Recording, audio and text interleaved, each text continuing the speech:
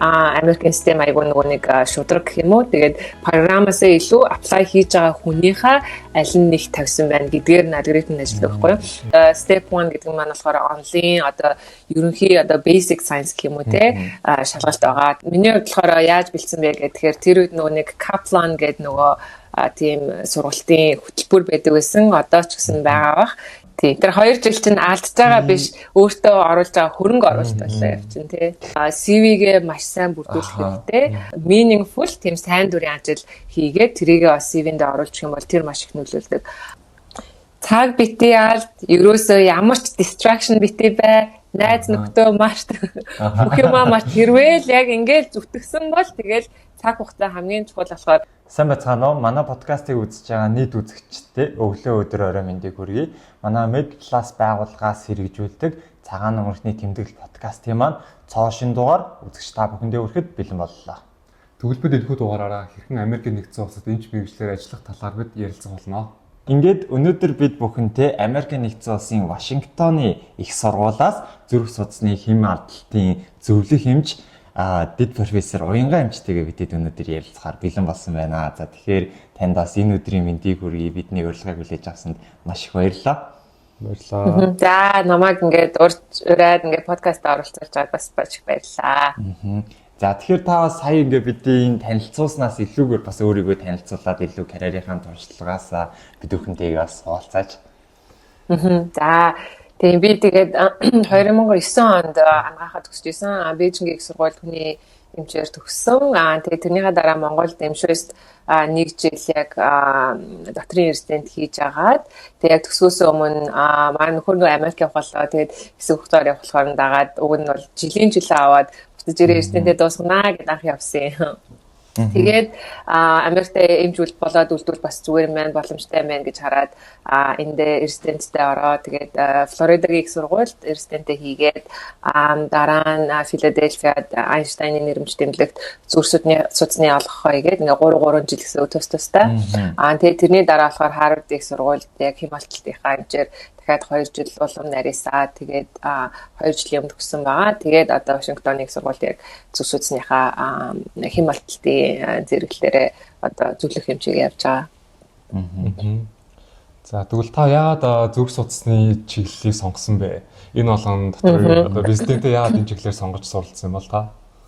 Тийм тэгээд ерөнхийдөө нэг оюутан байхдаа одоо ямар өвчтөн үзэх гээл те одоо ямар багш хичээл заасан ч гэдэг юм тэр болгоноос хамаарат ингээ хүмүүсийн сонирхлын талдаа тийш явдаг баг. Тэгээ миний хувьд болохоор оюутан байхдаа яг нөгөө зүрхний тойролтон дээр ингээд айгу олон тийм сонирхолтой өвчтөнтэй тааралдаад те тэгээд яг нөгөө зүрх судасны физиолог, анатом бүх юм айгу гой санагддаг байсан.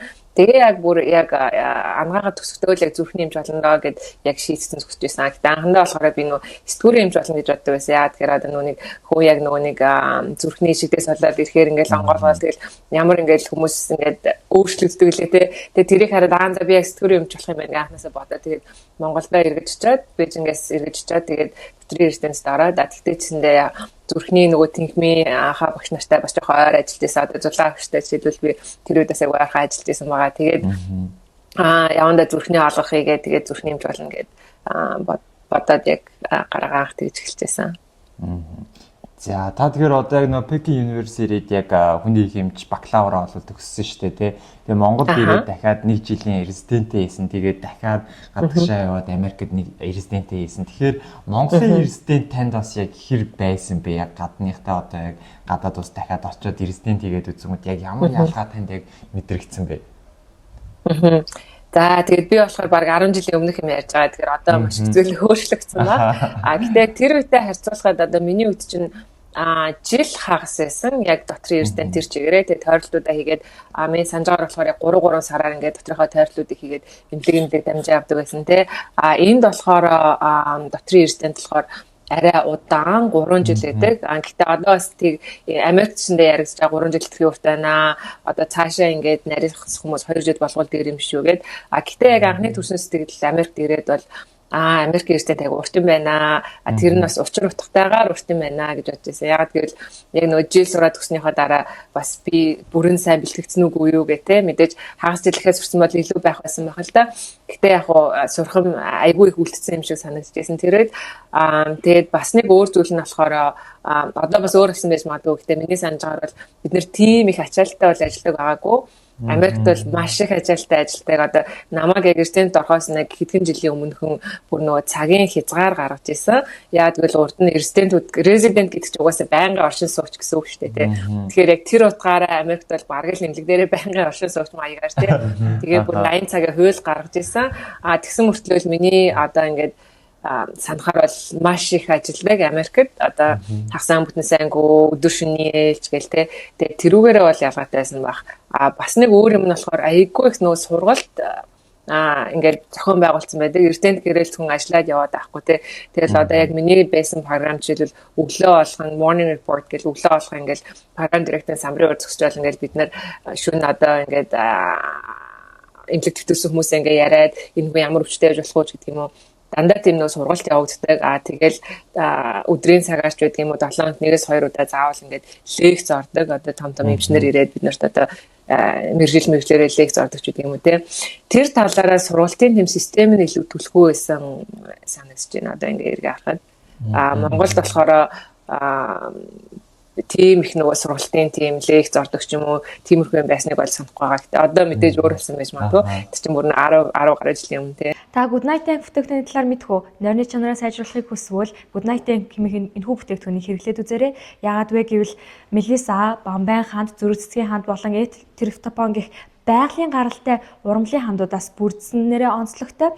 L-триптопан болох үндсэн бодис нь серотонин буюу аз жаргалын гормон, мелатонин буюу нойрны давруудыг тэнцвэржүүлж сайжруулснараа таны нэг өдрийн амьдралыг өөдрөг байхад болон нойрны чанарыг сайжруулахад тусалдаг байгаамаа.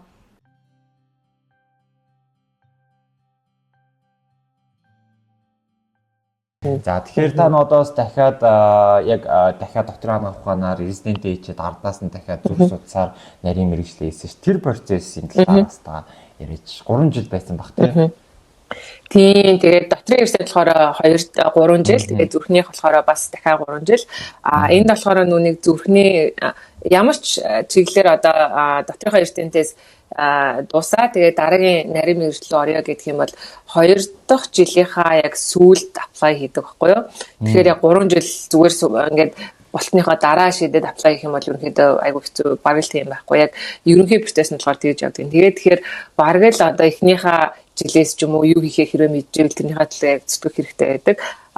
Зарим хүмүүс болохоор ингээд сүүл шийдгээр яанаад ингээд миний цаг дуусгаад байдаг ингээд би ингээд CV-гээ бүдүүлэх хэрэгтэй байдаг гэдэг. Миний хувьд болохоор яг азтай би яг зүрхийн ингээд мэдчихсэн болохоор яг бүр эхнээсээ эхлээд тэрэндээ бэлдээд эхэлжсэн байгаа. Тэгээд яг 2 дахь жил дуусах хүртлээ яг одоо жил хагас 2 жилийн хугацаанд яг нөгөө өөрийнхөө профайлыг яг зүрх рүү чиглэсэн байдлаар ч гэдэг юм уу те одоо тэгээ ямар нэгэн эмчнэр судалгаа хийжвэл тэрэнд нь оролцох ч байдаг юм уу одоо тэгээд энтентгийн хуралд яг зүрхний хуралд материалаа явуулах ч байдаг юм уу те тех мэтчлэнгээр ингээд өөрийнхөө профайлыг бэлдээд тэгээд apply хийдэг байгаа. Тэгээд юунд fellowship одоо зүрхний олгохоо ихэд apply хийх нь эрдэнэт apply-тай яг адилхан одоо бас яг matching гэж явдаг. Зүгээр цаг хугацааны хувьд нөгөө сарууд нь өөр байдаг болохоос яг адилхан явдаг. Одоо ингээд хідэн програм руу ч байдгийн бүх ингээд материалаа явуулна. Тэгэхэд бол бас юу эсэмжлэгийн дүнг бас харна тий. Тэгээд тэрнээсээ одоо ярилцлаганд орно. Тэгээд ярилцлаганд орохоор програмууд өөрснийхөө ранкийг гаргана. Тэгээд ярилцлаганд орсон хүмүүс бид нар өөрснөө бас өөрснийхөө ранкийг гаргаад тэгээд тэрийг нөгөө компьютерийн алгоритмаар ингээд матч хийгээд тэгээд бас л хувь заяагаа ингээд шийдвэрлэж байгаа л гэсэн үг ч тий. Хаана очиж байгааг мэдгүй ингээд миний хувьд би тэнд очмоор гэж яагаад хүсэлтэй одоо чагсаалтаа гарангуудаа тэр авах байгаа програм нь бас би энэ кандидатыг 1 2 3 гэж хасаасан. Тэгтээ Америкийн систем айгүй нөгөө нэг шудраг гэх юм уу. Тэгээд програмаас илүү apply хийж байгаа хүнийхээ аль нь нэг тавьсан байна гэдгээр нь алгоритм нь ажилладаг байхгүй юу. Тэгэхээр тэгэл хаана миний ормоор байгаа газар хэрэг тэдний авъя гэсэн одоо эхний хидшүүдийн 3 хүнд ч байдаг юм орсон байвал тэгээд би тэндээ матч болгочихжээ те. Тэгээ яг би нөгөө Филадельфиагийн тэр нөгөө эмнэлэгт яа тэгэхээр би бас нөгөө зүрхнийхээ малчлалаар явна гэж ботсон байсан. Тэгээ ерөнхийдөө зүрхнийхээ малчлалч юм болохоор Америкт яг тэр нөгөө нэг Филадельфиад үүсч хөгцсөн байдаг байхгүй юу. Тэгэхээр яг тэнд нөгөө хамгал нөгөө нэг тэр хүмүүснээс болохоор тэнд орё гэдэг ингээд айгу мөрөөдсөн байсан. Тэгээд тэрэндээ тэгээд орж исэн. Америкт резиденс ихэд ямар шаардлага байд юм болоо? Ямар үеиштэй дамжиж та резиденс болсон юм бол? Тийм тэгээд ерөнхийдөө резидент болохын тулд хамгийн түрүүнд ангаагаа төгссөн байх хэрэгтэй тий. Тэгээд ангаагаа төгсөхдөө одоо тэр нүг хүлээн зөвшөөрөгдсөн сургуулиудын жигсаалт гэдэг байгаа. Тэр жигсаалтанд байгаа сургуулиуд байх хэрэгтэй. Монголын ангаах ордог, одоо Бээжингийн сургууль ордог. Тэгээд Монголын өөр 2-3 ангаах бас ордог байж магадгүй. Тэрийг яг Google дээр л мэдчихэж болно тий. Манай подкастын маань ивент тэтгэгчээр болохоор Injeli брэнд хамтран ажиллаж байна. За тэгэхээр Injeli брэндийн маань энэхүү бүтээгдэхүүн өөр дээрээ төмөр, зис, кальц, магний, цайр зэрэг 5 төрлийн эрдэсийг болоод өөр дээр агуулсан байдаг. За тэгэхээр бид бүхэн сайн мэдж байгаа цайр болвол бид бүхний дархлын системийг дэмжих, за магний болохоор булчин чангараа шүрмэс татах зэрэг, за бас мөн стресс, за нойргуудл зэрэг үед бол маш эрг нөлөөтэй байдгийг бол бид бүхэн мэднэ. За кальц маань болохоор бид бүхний шүд болон ясны бат бөх бэхжилт солилцоонд бол маш чухал нөлөөтэй. Харин зис маань бид бүхний арсны нөхөн төлжүүлэлт, за бас мөн одоо энэ ясны бат бэх байдал, дархлаа, за бас мөн өсний өнгө зэрэгт бол маш чухал нөлөөтэй байгаа гэсэн үг. За тэгэхээр та бүхэн энэхүү Injeli бүтээгдэхүүнүүдийг номин болон CUGS зэрэг сүлжээ дэлгүүрүүдээс авах боломжтой байгаа шүү. Ургаар баялаг Injeli протеин. Ачаалал давах хүч. Ирч хүчийг мэдэр Injeli. Өдөр бүр сэрэг.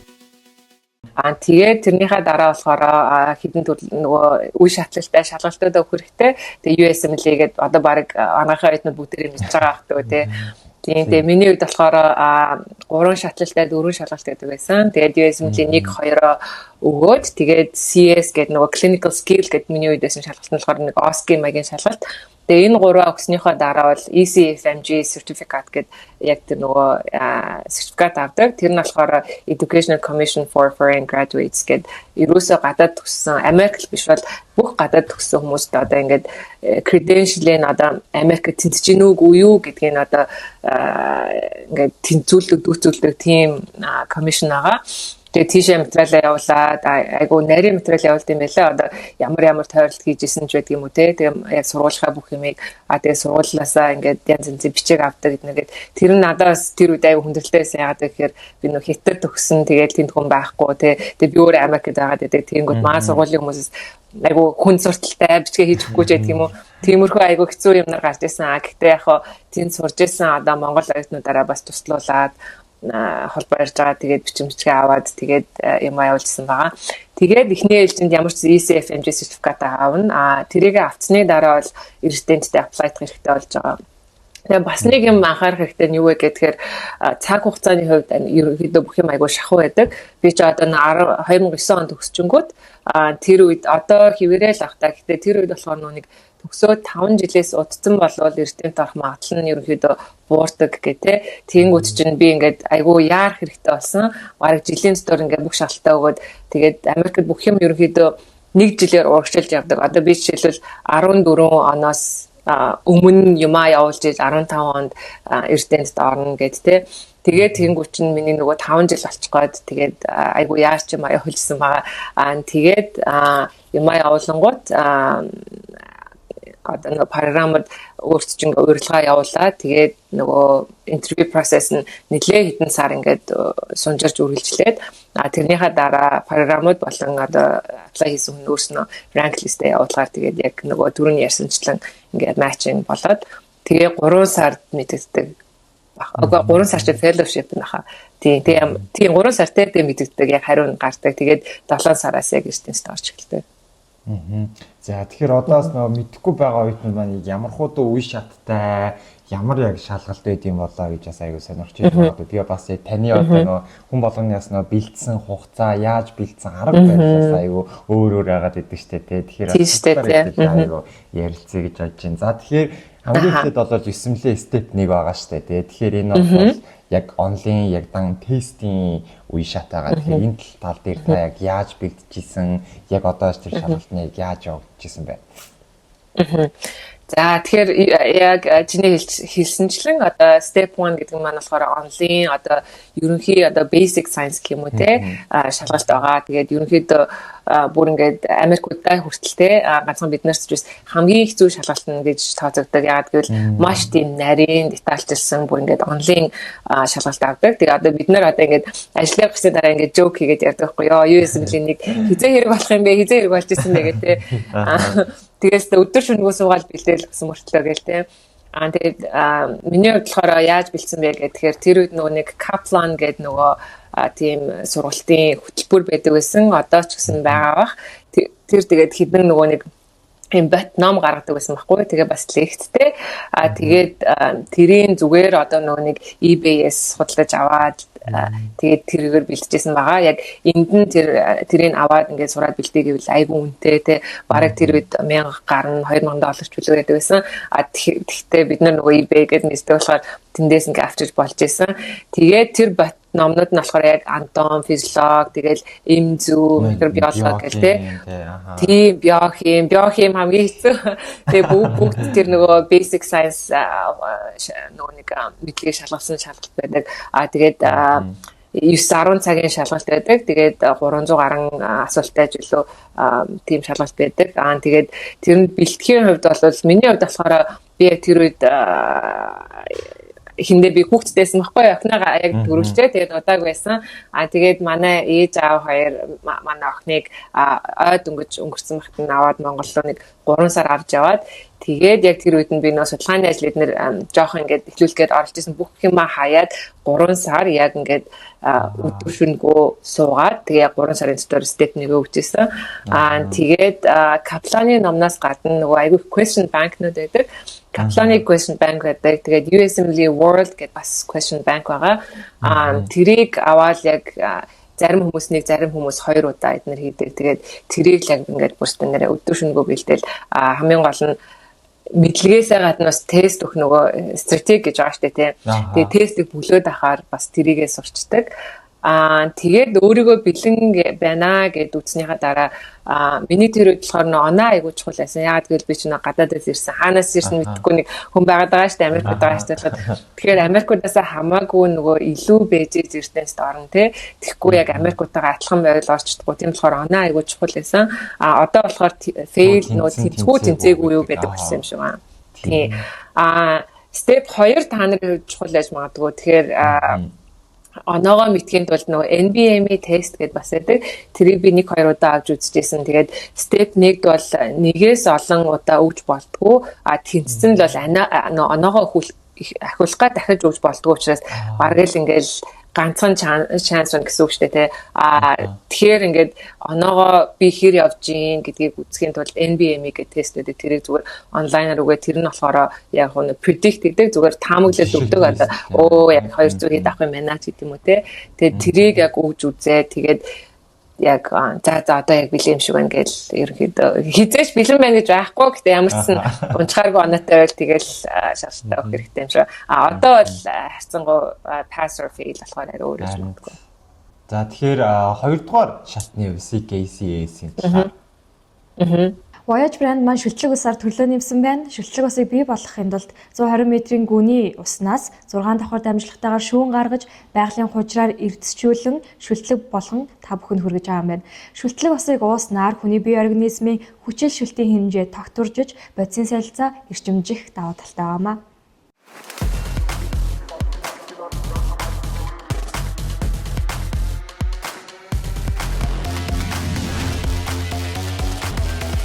Итгэл төгс хэрэглээ. Voyage. Тий за CK болохоор арай биднэрт ойр яагаад гэвэл энэ болохоор нөгөө нэг арай амгаахын одоо clinical тийм асуултуудтай. Тэгэхээр миний хувьд ч бэлтгэд арай амар байсан. Тэрэнд бэлтгэдэг болохоор манай охин эргээд ирсэн байж ах бэлдсэн болохоор арай удаан хугацаанд бэлдсэн. За нэг 6 сар мар бэлдсэн болов 5-6 сар бэлдсэн баха. Тэгээд өчсөн бас л адилхан Капланы бас нөгөө бот те ном тэгээд лекцийг бас олж аваад тэгээд тэрийгээ үзээд тэгээд маш их question bank хийгээд тэгээд нөгөө нэг түрүүн бас нэг юм хэлэх юм очиод first aid гэдэг ном байдаг шүү дээ те. Тэрийг бол ингээл баабыг мэдэх хэрэгтэй. Бараг л ингээл Bible шиг баг тэрээ унтдаг ч юм уу те. Тэгэл бүх юм яг тэрнээс ингээд ирдэг гэж үздэг. Тэрэнд бас нэг үнний бас хувьтай. Тэгээд тэнд аягүй их нөгөө нэг ингээд тактиктайгаар юм ингээ яаж хийжлэх үү одоо зүгээр л одоо ингээл баахан ингээл өгнөө сарлаад байж тээ одоо бөө ингээл мэдгүй өгнөрөө штэ тэр ингээд арай тактиктай хийжлэх маягаар нөгөө мнемоник гэднээр заагаад өгсөн байдаг. Тэгээд гих мэтлэнгээр ингээд яг тэр номыг ингээд маш сайн үзэх юм бол бас айгу хэрэгтэй байсан. Step 2 дээр ч гэсэндээ би бас тэрийг хэрэгжилж байсан. За тэгэхээр болвол яг таны яг бэлдсэн хугацаа эдэр бол эхний степ нэгтэй бол 3 сар эдрэхээр бол миний яг сонсчихснаас бол хамгийн богино хугацаа байна. Тэгээд степ нэг чи ялгаа байна бид тэдэд айгу яг нь Америкт бол нөгөө одоо нөгөө суур ангаах ухааны төгсчүүд одоо оюутнууд нөгөөд идэг штэ. Тэнгүүд Монгол бол бүр аль нэг хоёртой үтсэн хичээлээ ингээд дахиад эргээгээд өгнө гэдэг бол бас яг айгу хэцүү байдгаа. Айгу хүмүүс тийжсэн. Тийм. Гэтэ би болохоор яг нөө өдөр шөнөгөө суугаад ямар distraction авахгүй те яг 3 сар суусан. Тэгээг бол мэдээж тэгж чадахгүй. Зарим хүмүүс ч нөө нэг ажиллаа игээ сургуулийнхаа хажуугаар хэрвээ тэгж бэлдсэн бол удаан байх байсан баг. Тийм би болохоор айгу азтай. Тэгээд ээждээ баярлах хэрэгтэй. Ээж авдаа баярлах хэрэгтэй.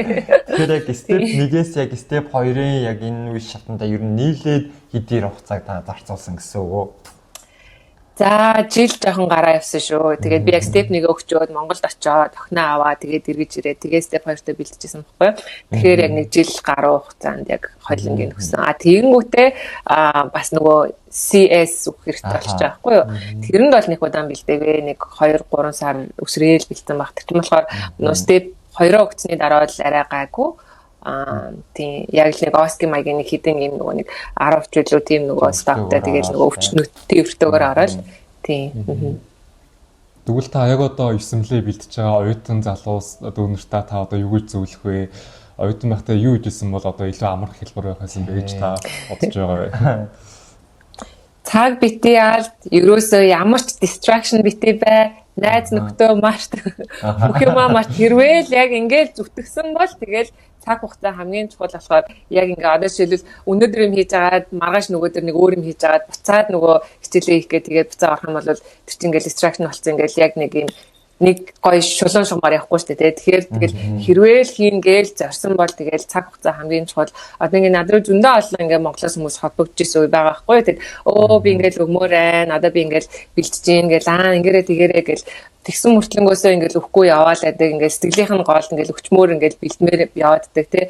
Тэгхгүй хэрвээ л яг шийдвэл тэгэл яг зориол яг л ингээл дайраал гарах хэрэгтэй. Манай Монгол залуучууд айгүй ингээд мундаг ухаантай потенциалтай хүмүүс шүү дээ. Тэгэхээр ингээ хэрвээ яг зориод хийвэл эн чинь болохгүй юм ерөөсөө байхгүй. Тэгээд яг боломжтой шүү л гэж хэлмээр байна. Тэгэхээр одоос яг нөө одоо Монгол одоо манай оюутнууд эмч нар маань яг 9лээ ингээд өгмөр байна Америк руу ажилламаар байна гэж уулын тэгээд идэг. Гэтэ ингээд 2 жил ер нь одоо нэг дунджаар бол нэг 2 жилийн шалгалтын бэлтгэл процесс гэж ер нь л ярьдаг тийм. Тэнгүүд 2 жил ингээд алднаа Америк цаг хугацаа гэж аягүй тэгээд идэг байхгүй. Гэтэ одоо надад бол 2 жил яг яах вэ бэлдэж байгаа юмнээсээ гэтэ тэрний цаанаас бол амар их боломжууд илүү ингээд том зүйл цаананд байгаа юм шиг л ингээд байна. Тэгэхээр зөвхөн 2 жил алдна гэж бодохгүйгээр илүү цаана нь гоё зүйл байгаа, илүү том боломж байгаа, илүү үсэн дэвчих боломж байгаа гэдэг нь бодвол илүү зүгээр юм шиг болно санагдаж байгаа. Тэгэхээр яг үнэ ярьтэн. Тийм. Тэр 2 жил чинь алдж байгаа биш, өөртөө оруулж байгаа хөрөнгө оруулалт байлаа явчин тий. За тэгэхээр одоо та дахиад Монголд одоо резидент ээж үтсэн дахиад хятад бакалавр хамгаалсан ингээ Америкт байсан. Тэгэхээр яг ер нь бол ингээ яг Америкт эмчээр ажиллахын давуу болон яг сул тал яг юу байна вэ яг таны ажигласнаар? За давуу талаас нь эхлэх үү сул талаас нь эхлэх үү? Бодоод үзэхээр яг давуу тал маш ихтэй л дээ мэдээж одоо ингээд Америкт чинь тий одоо бүхэл одоо судалгаа шинжилгээ ингээл бүхэл юм явагдаж байна. Тэгэл эмчилгээ бүх юм ингээл дандаа хамгийн одоо шинэ технологи гэдэг юм уу бүгдийг хэрэгжилж байна. Би болохоор өөрөө яг нэг хаалгааны эмчтэй тий нэг зүрхний хэмаллын хаалгааны эмч. Тийм болохоор ингээл бүх бүхэл шинэ технологи одоо ингээл одоо хималтлын хаалганд юу шинэ гарч ийн бүгдийг би ингээд туршаад ашиглаад явах боломжтой.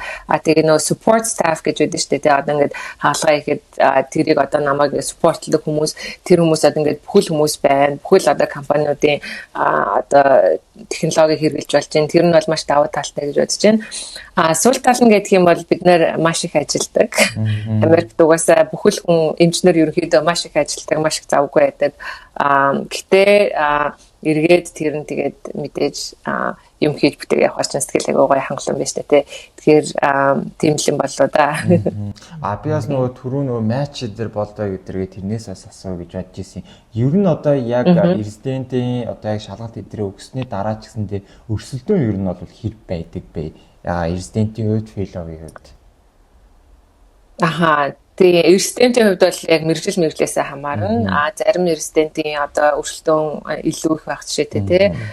Миний мэдхийн одоо нүд тэгээд одоо plastic surgery тэгээд арсны эмч ч юм уу тий. Тиймэрхүү чиглэлээр болохоор өрсөлдөөн аягүй ихтэй байдаг. Доктор гээ явчихаараа доктор юм уу мис гэхээр яг дунд зэрэгтэй ордог. Бүр их өрсөлдөөнгүй бол биш. Тэгээд сэтгэл судлал ч юм уу, патолог ч юм уу, одоо үрхийн эмч ч юм уу тий. Тэгээ өрсөлдөөн арай гайгүй байдаг юм шиг байна. Цаашаа fellowship-д ороход бас адилхан яг чиглэлээсээ хамаарна. Одоо жишээлбэл бөөрийн эмч гэдэг юм уу баг ингээд өрсөлдөөн айгу бага тий. Баг зарим үед ингээд фил болохгүй үеч баг байдаг. Зүрх судас тэгээд ходоод тий бол амар өрсөлдөөнтэй байдаг. Америкууд өөрснөө орохыг хүсдэг болохоор тэгэхээр яг чиглэлээсээ хамаараад өөр. За та тэгэхээр одоо fellow Harvard-д хийжсэн гэсэн тий? 2021-с 2023 он fellow Harvard-ийн fellow ямар байсан бэ? Та энэ талаар туршлагаараа хуваалцаач.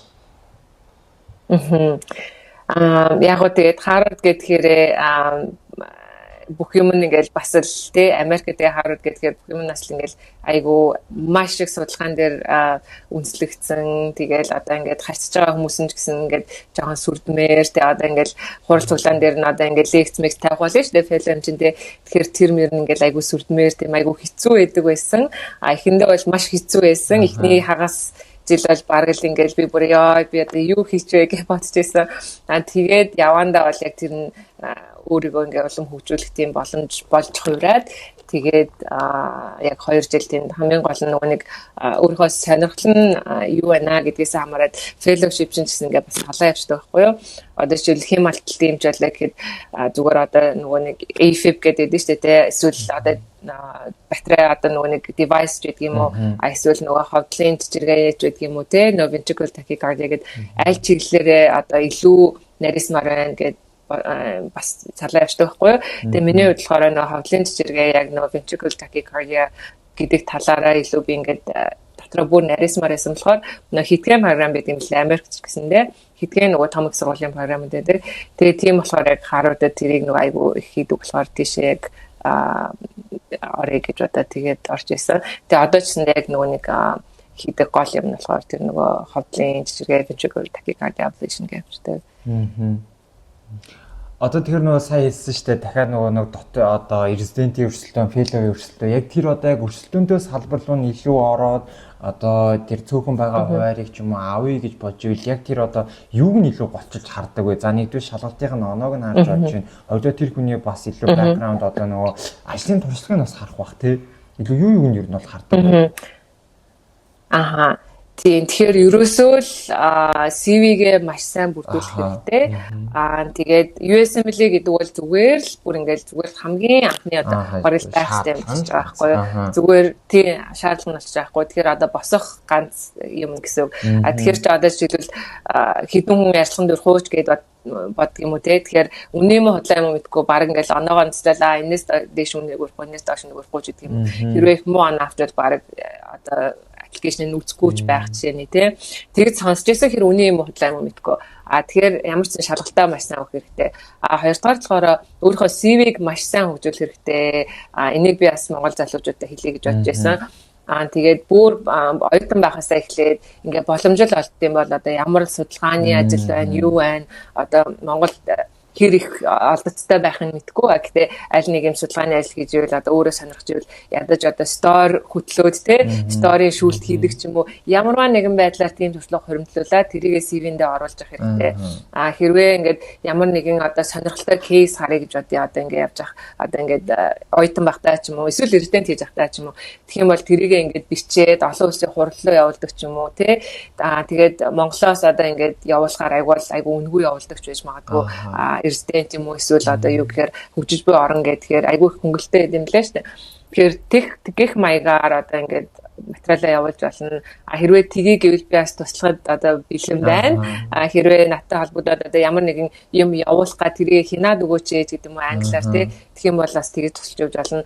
Гэх мэтчлэн CV-гээ маш сайн бэлтгэх хэрэгтэй. Тэгээ Америкч ч бас юу яадаг вэ нөгөө нэг сайн дурын ажлыг айгүй их томоор хүлээж авдаг.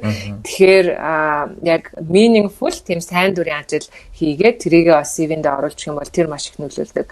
Тэгээд хамгийн сүүлийн бас миний бодлоор хамгийн том импакт өгдөг юм нь болохоор нөгөө нэг personal statement тий өөрөө эссе гэж байгаа. Зүгээр их сургууль ороход хүртэл эссе нэг чухал байдаг шүү дээ тий.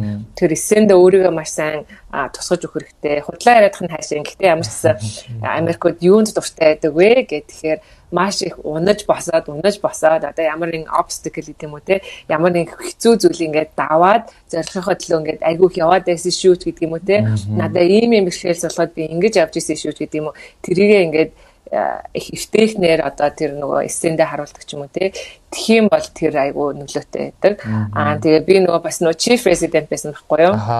Тэгэхээр нөгөө яг зүрхний fellowship apply хийж байгаа хүмүүсийн материалыг бас үздэг. Тэгэхээр одоо яг program director-тэй аль хүнийг өрөхгүй вэ гэнгээд ярилцаад байж хаад тэр нөгөө personal statement-ийг айгу чухалчилж үздэг. Тэрийг уншаад заримдаа одоо ингээд жоохон оноо амар сайн биш амар сайн оноотой хоёр хүн байлаа гэхэд personal statement нь амар сонирхолтой эсвэл манай програм таарахаар ч юм уу тийм хүн байвал тэрийг одоо өөрөх жишээтэй. Тэгэхээр ганцхан оноо гээд ганцхан шалгалт биш тэрнээс гадна тэр нөгөө өөрийнхөө background CV-гээ хамгийн гол нь маш сайн бэлдээл явж явах хэрэгтэй. За тэгэхээр таас нөгөө Монгол дахиад резидентээ хийчээд очсон штэ 1.5 жил те тэгэнгүүт ер нь яг Монгол залуусаас нөгөө резидентээ хийчээд ингээ ардаас нэг явах сонирхол аягүй байгаад идэв юм шиг санагдсан. Тэгэнгүүт резидент дүүцүүлэх ямар хүм тиймэрхүү юм байдаг болоо жилийг нь ядаж нэг жил хасдаг ч юм уу. Тийм юм өстой байхгүй. Тэгээ ганц Монгол биш одоо жишээлбэл манай нэг найз охин жоохтой манай програм байсан охин Туркээс ирсэн охин байсан. Тэр охин болохоор ингээд Турктэй ингээд PhD хийсэн. Тэгээд дээрэс нь Турктэй зүрхний эмчээр ажилладаг охин байжгаад тэгээд USML өгөөд тэгээд надаас их жоохон байт хүртлөө миний интерн болж орж ирсэн байх жишээтэй. Тэгэхээр дүүцүүлэх юм харамжтайгаар байдгүй юм билээ. Тэгээ би одоо Монголын резидентийн юу ч дүүцүүлж чадаагүй тэгээ яг дахиад нойлсон эхэлж байсан.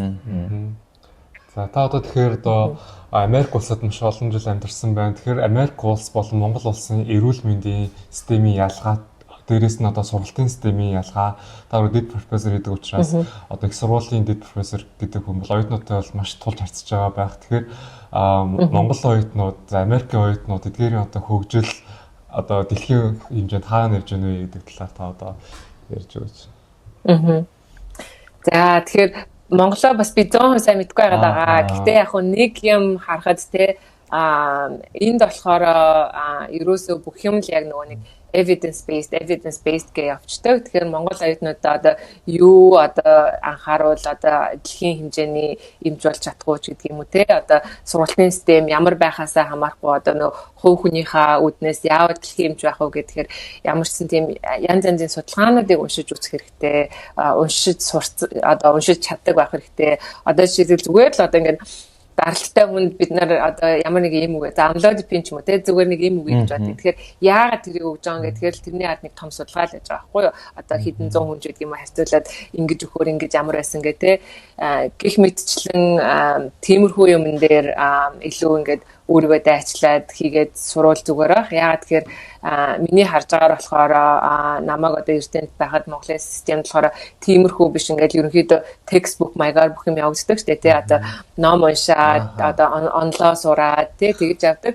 Энд болохоор тэхээсээ илүү дандаа нөгөө нэг яагаад энэний ард яагаад гэсэн энэ судалгаан дээр ингэж үүсэн болохоор бид нэр энэ нэмшлийг хийж байна гэдэг юм уу тий. Одоо ингээд ерөнхийдөө апход ингээд явж байгаа ч гэсэндээ тий. Эсвэл би одоо ингээд фэллоудтайгаа ингээд хүмүүзээ явж байхад ч гэсэндээ би одоо зүгээр энэ хүнд одоо ингэчээ гэж хэлж болохгүй ч гэдэг юм уу те ийм судалгаан дээр ингэсэн учраас энэ хүнд ийм имчилгээ хийяач гэдэг юм уу тэрүүгээрээ жоохон ялгаатай байж магадгүй. Тэгээ Америкт бол тийм байдаг. Тэгэхээр Монголд би нөгөө нэг сайн мэдгүй гэхдээ яг хуу тийм ялгаа байж магадгүй гэж бодож байна. Тэгэхээр одоо таг бас яг манай подкастыг илүү ангаахын оюутнууд, эрдэнэ дэмжигүүд, залуу эмчнэр үзчихэж магадгүй. Тэгэхээр яг хэрвээ Америкт тий Америкийн нэгдсэн улсад ажиллахаар, сурахаар төлөвлөж байгаа. Эсвэл зөвхөн Америк биш юм аа гэд ер нь гадагшаа явж ингэж гоё эмчээрээ яг эрүүл мэндийн салбартаа ажилламаар байгаа хүмүүс үзэж байгаа. Тэгэхээр яг оюутан байхдаа, яг резидент байхдаа яг ямар ур чадваруудыг яг өөр дээрээ ингэ төлөвшүүлж суулгах хэрэгтэй юм шиг яг танд санагдаж байна вэ? За маш сайн юм л унших хэрэгтэй байх та хааж очсон тий одоо Америкт байна уу өөр газар байна уу ерөөсөө л маш сайн юм уншаад өөрийгөө маш сайн хөгжүүлээд боловсруулад тэгээд юмыг айгүй уул суурьтай ингээд сураад мэдээд авчих юм бол аль ч улсын шалгалт өгсөн тий алинд нь ч бэлдсэн гэсэн тэгээд өөрөө чадвартай байх бах тэгээд бас оюутан байхаас эхлээл одоо өвчтөнтэй яаж харьцах уу харилцах харьцааж байдаг юм уу эмч хүний этикч байдаг юм уу те тэр болгоныг ингээд өөртөө сураад шингээгээд явчвал аль ч улсад очиад ажилласан тэгээ нөгөө эмч хүний үнцэн гэж байгаа шүү дээ те тэгээ тэр үнэлэгдэн тийм болохоор тэгээд бүр эртнээс л яг тэгэл өөрийгөө бэлдээл өөрийгөө хөгжүүлээл явах хэрэгтэй байна. Тэгээд бас нэмж хэлэхэд бүх юм боломжтой хамгийн гол нь шийдвэрэл гаргах хэрэгтэй. Хэрвээ шийдсэн бол тэрнийхээ төлөө зүтгэх хэрэгтэй л гэж хэлмээр байна. Баярлалаа. Тэгэхээр тань одоо Америкаас одоо Монгол улсад нутагшуулахыг хүсдэг ч юм уу эрүүл мэндийн тийм зүйл байдаг болов эрүүл мэндийн салбарын хувьд. Одоо эрүүл мэндийн системийн хувьд бол Америк Монгол хоёр бол баг эрс бол шал хоёр өөр байгаа штэ тий. Тэгэхээр яг тэр талаар бас та илүү гоё сонирхуулж ер нь яг ийм хөдөө байдгаа даатгалын систем ч юм уу эрүүл мэндийн систем ингэж явдгаа гэх тэр талаар. Тий маш өөр тий монголчин болохоор social medicine гэж тий. Гэхдээ одоо англич байдаг юм уу одоо өөр social medicine айгу сайн явж байгаа улсууд бас байгаа шүү дээ тий. Манайд болохоор би одоо ингээд Монголд байдаг зарим эмчнэртэйгээ ингээд ярилцаад яхаар жоохон хүндрэлтэй байдаг. Одоо яагаад гэвэл бүх юм уулсаас гардаг учраас санхүү төсөв нь хүрдгүү гэж сонсч байсан. Америкийн хувьд бол сайн бас айгүй муу талтай түрүүн муу тал гэдэг дээр бас би энийг ярих хэрэгтэй байна. Одоо иншүрэнсийн тогтолцоож гэдэг юм уу те. Ерөнхийдөө иншүрэнс бол маш үнэтэй. Хэрвээ хувь хүн өөрөө ямар нэг ажил хийдэг бол одоо иншүрэнс татахад айгүй үнэтэй байдаг. Тэр нь бас айгүй хэцүү. Эмчнэрийн хувьд болохоор одоо бас defensive medicine гэж яригдаад байгаа юм л та.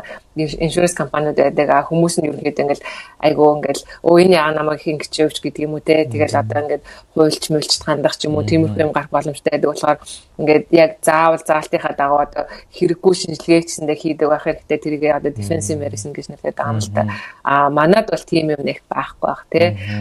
Тэгээд Монголд одоо Америкийн эмнэлгийн системийг нэвтрүүлвэл ерөнхийдөө хэцүү баха. Яагаад гэвэл эн чинь нөгөө айгүй хөрөнгөтэй орон тэгээд хүмүүс нь өөрөө бас хөрөнгөтэй хүмүүс нь айгүй их мөнгө төлж ийж одоо иншүрэнс авж гин.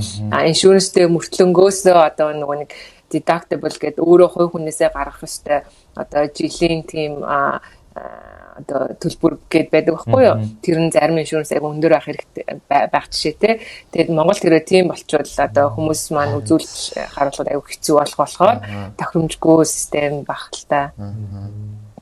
Монголд юу аваачмаар байна вэ гэхээр ингээд миний сэтгэлд айгүй их явдаг. Би одоо ингээд хүмүүстэй ч ярьдаг. Манай Монголд одоо ингээд зүрхний хэм алдалтаар жишээлбэл одоо ингээд айгүй гой хөгжиж эхэлж байгаа шүү дээ. Гэхдээ бас нэмэж ингээд хөгжүүлэх юм мэдээж байж таараа. Тэгээд эхнээсээ одоо тэр хүмүүстэйгээ ингээд холбогдоод хамтран ажиллахыг ингээд бодоод ингээд төлөвлөөд мөрөөдөөд явж байгаа. Тэгээд одоо нөгөө анх нүуний зүрхний сэтгүүр гэж хийхэд чинь одоо гадныхан ирээл ингээл нөгөө нэг mission trip гэж тэгдэж штэ тий.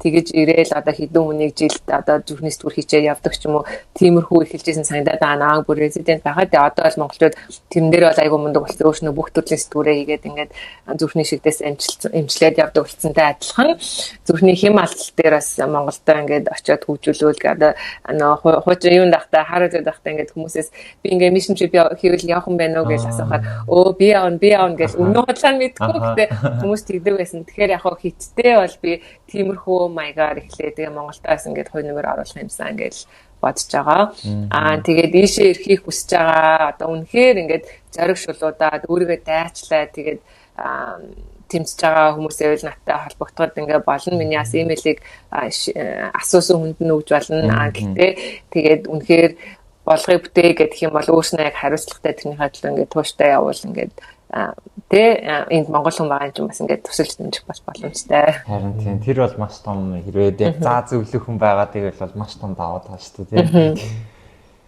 За тэгэхээр та бас одоо яг таны ойрын зорилго юу вэ? Нийт хизээ бас ер нь Монголдо ирж яг эмчээрээ ажиллах тийм бас бодол байгаа юу? Тэр талаар. Тийм харин мөрөл байгаа. Гэтэ одоо ингээд яг би өнөөдөр ч юм уу одоо энэ жил ч юм уу дараа жил ч юм уу очиж ажиллая гэхээр яг миний би нөх хийдэг юмнуудаа Монголд очиод хийж чадахгүй болж байгаа байхгүй юу? Яагаад тэгэхээр миний мэргэжил болохоор ингээ айгүй технологи дээр суурьшсан тий. Одоо ингээд хималталтайгаа одоо ингээ map хийн гэж ярьдаг тий. Яг хаанаас ирж ингээ олохынд бол айгүй тийм компьютер технологи ашигладаг байгаа. Одоо Монголд бол 1-2 mapping систем орсон байгаа гэж сонссон. Тэгээ явандаа одоо Монголд байгаа хүмүүстэйгээ болж өгвөл ингээд хамтран ажиллаад тэр ингээ хөгжөөд яах юм бол ядаж ингээд mission trip маягаар ихэндээ очдог байлаа. Тэгээд явандаа Монголд очиж ажиллаад бас их гоё гэд мөрөөдөл бодоол байж байгаа да. Яа тэгэхээр бас удахгүй харин удахгүй ирээсээ. За тэгэхээр манай подкаст манаас яг энэ хүрээд ингээд цагт басаад өндөрлж гин. Тэгэхээр яг сүүлийн 1 минутыг бас танд үлдээе. За тэгээд ийм гоё подкаст хийгээд ингээд зохион байгуулад байж байгаа та бүхэнд бас ингээд баяр хүргэе. Тэгээд Монгол залуучууд минь амар ухаантай, мундаг залуучууд гэдэг болохоор тэгээд зөндөө хүмүүс айгүй их юм сураад тэгээд бас эргээд эх орондоо ирээсэй гэж одоо би одоо гадаад байгаа ч гэсэн ингээд зүрх сэтгэл минь бас ингээд эх оронлогоо бодоод ингээд бодогддог байгаа. Тэгэхээр тийм тэгээд бүгдээрэнд нь амжилт хүсье. Тэгээд хин нэгэн одоо хүн одоо ингээд бэлдээд ингээд зориг шулууцсан ямар нэгэн зөвлөгөө авах хэрэгтэй бол туслахад бэлэн байгаа шүү гэж хэлээ да. За маш их баярлалаа. Тэр бас битэд одоо нөгөө ийм ингээ подкастингууд зарим бас шүүмжлэлтэй хүмүүс гарч ирдэг л дээ ингээл та нар ингээд гадаадыг сурчлаа, Монгол эмч нараа гадагшаа явуулах гэдэг гэж бас айгүй бас шүүмжүүд ганц нэг хоёр ирдэг. Гэхдээ эн чинь нэг талаараа битэд дэлхийдээ хөл нийцүүлж алгах ёстой. Тэр хүмүүс тэнд очоод суралцж мэдээд хөгжөөд гэтээр нь хамгийн гол нь тэр хүмүүстэй буцаж ирээд Монголын салбартаас ингээд хувь нэмрээ оруулаад ингэх бол маш чухал юм а гэдэг зүйлийг л бид ингэж энэ зорилгоор хийж байгаа. Тэгэхээр тэр хүмүүсийг бас аюу ойлгосоо гэж хэлсмээр байна. Харин тий санал нэг байна. За танд бас яг өнөөдрийнхөө амралтынхаа нэг өдрийг зарцуулаад бид бүхэндээ өөрийнхөө яг энэ үнцэнтэй зөвлөгөө туршлагаасаа хуваалцсанд маш их баярлалаа гэж бас подкаст үзсэн бүх хүмүүсийнхээ өмнөөс илэрхийлмээр байна. Тэгээд таны цаашдын ажил амьдралд нь өндрөөс өндөр амжилтыг хүсье. Удахгүй бас дахиад гоё Монголдо ирээд бас эрүүл мэндийн салбарт том хувь нэмрийг оруулна гэж итгэлтэй байна. За тэгээд тань маш их баярлалаа. За баярлалаа.